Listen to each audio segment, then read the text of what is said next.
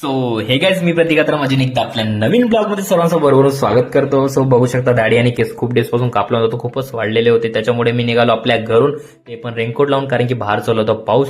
So आज आपण जाणार आहोत साहिल भाऊच्या कटिंग शॉपमध्ये. चाबी स्टार्ट करून गाडीवर बसलो, मग पोहोचलो शॉपमध्ये. अशा प्रकारे बाहेर खूप कस्टमरची वेटिंग चालू होती, ते पण पबजी गेम खेळत होते आणि हे काका पण तिथं वेटिंगवर होते. तर मी पण वेटिंग करायला लागलो, मला पण टाइम होता. तो मग अचानकच काका मग एंटरटेनमेंट चालू केलं, तर त्यांना बघू शकता तुम्ही अशा प्रकारे एंटरटेनमेंट करत होते.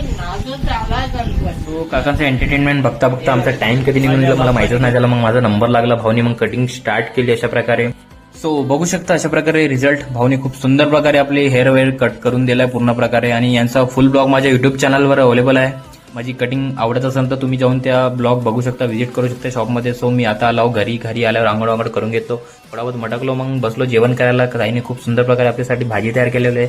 जेवण करून खूप मस्त वाटला. मग सो व्हिडिओ नेक्स्ट ब्लॉगमध्ये